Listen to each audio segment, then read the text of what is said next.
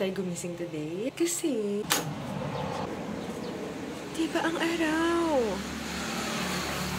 Sobrang mag-i-enjoy ako today. Pangalawa sa highlight ng pagpunta ko dito sa Siquijor. To experience Cambuga High Falls, Killer. Yun talaga yung gusto ko.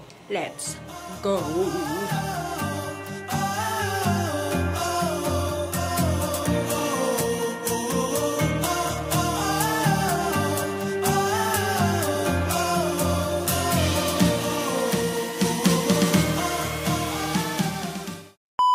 Merong 3 levels falls. Itong Cambuga Falls. First one is medyo malalim siya, like 15 to 20 feet. Second is 7 feet and third is 8 feet.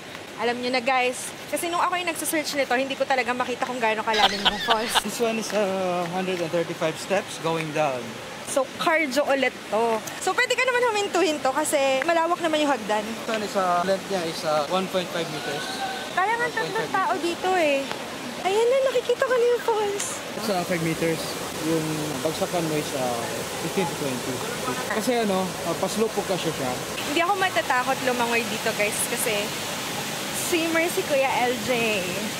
May share ako sa inyo guys. So ito yung first water exposure ko. Tapos swerte kasi. Nag-lifeguard siya. So hindi ako kakabahan lumangoy dito kahit tumalon-talon. Isa buhay yung binayaran nating swimming lesson. Right now, pupunta kami dun sa pool. I'm so excited.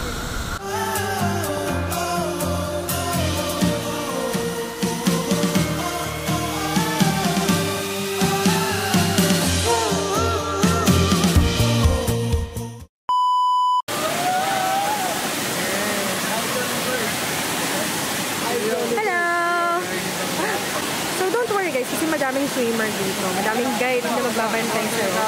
Si Kuya, Mapa. Kaya natin tanong Kuya Mapa. Kaya, tira lang, papakal mo lang. Hindi ko makita. Tagdalin nilang lumutang. Sanay na yan, ma'am. Relax, relax. Itong ready, ma'am. Magpapaklik ito. Ay, taray, yung mga guide ko naman. Nagkakataruan na dito. Oh my God. Di ba siya? Kaya ko din yan, babalik? Kaya! Bakit ang galing mo mag-swimming?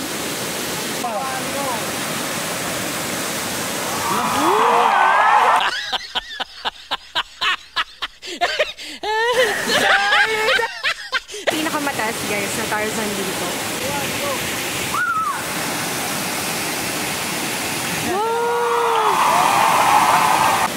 Tatalo na tayo. Yung hawak ko, ma'am. Gusto ang hawak. Nakapen. Bakit mo, angat ang piyong paa.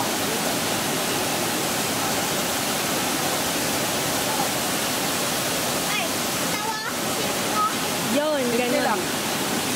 Ganun daw. So, tatalon na tayo. Ayan. Go! Weh, ikaw! Go!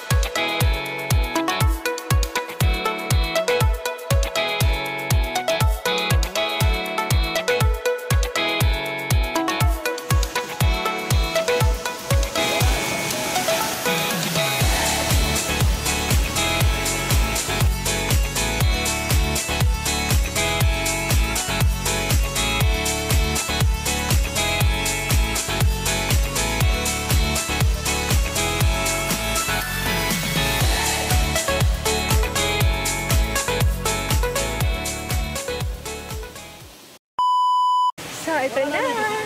Aakyat na tayo. Sabi ni Kuya Makmak, siya na daw magbuhat ng vlog ko kasi alam niya yung hingalan ako. Makakasampung super hingal na ako. Ang bilis nila umakyat. Mga sanisagdan yung mga tao dito. Sobrang mabait ng mga guide dito. Guys, tip yung ibibigay mo. Magbigay kayo na generous kayo kasi talaga ng mga alagaan nila kayo dito. Kahit wala kang life vest, tumalon ka dyan. Hindi ka marunong lumangoy, go, sasaluhin ka nila. Kaya ko to. Kinatawanan ako ni Kuya LJ. I'm a strong woman! One eternity later. Ayun na, malapit na tayo, guys. Look. Sige, kaya natin to. Uy, tapos na ako. Si Kuya LJ. So, bibigay ko sa inyo yung details. So, kunin niyo siyang guide dito. Sobrang helpful. Tapos, nagtutour din siya around the island. So, solid. Thank you for the maganda picture. Si Kuya Noel, sikat daw siyang healer dito sa Sikihor. Natin siya i-try kasi healing island niya sa Sikihor. Pati broken hearted, hinihil niya. I lost the hope today. Meron din, parang merong solution din yan. I can see that. Short lang yun, guys. Huwag kayong pupunta dito ng broken hearted kayo, ha? Baka wala na silang magawa doon. Ikaw na yun.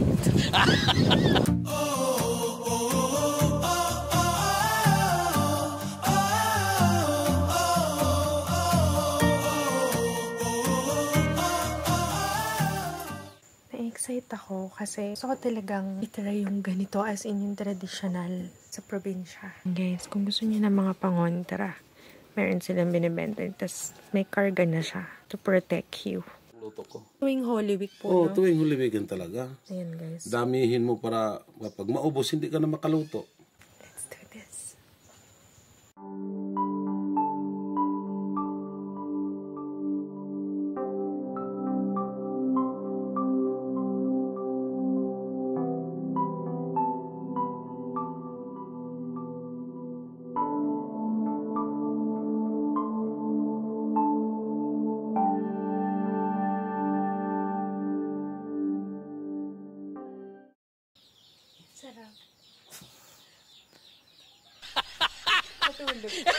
Thank you so much po ulit.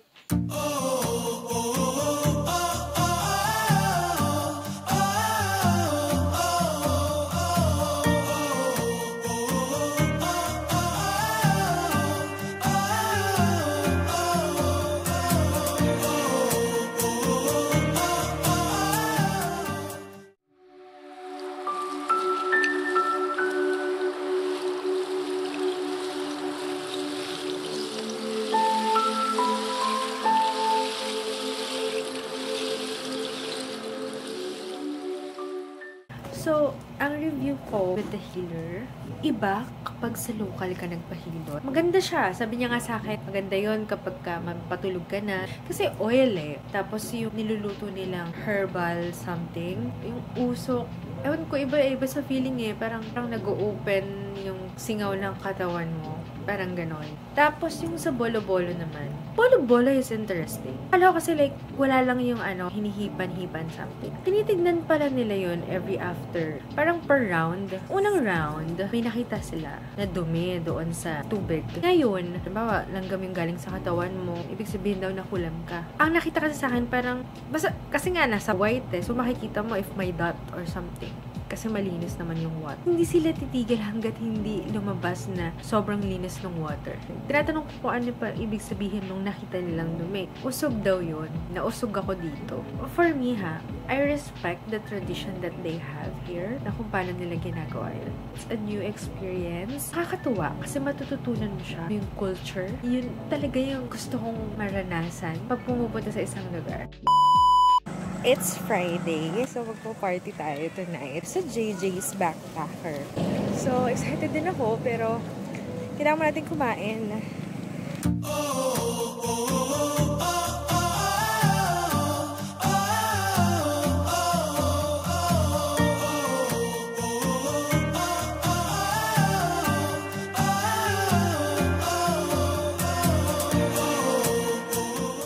Hello, meron akong chika. Kung pupunta kayo Kasi dito, every Friday and every Sunday daw siya. So, naswertehan ko na sobrang daming tao.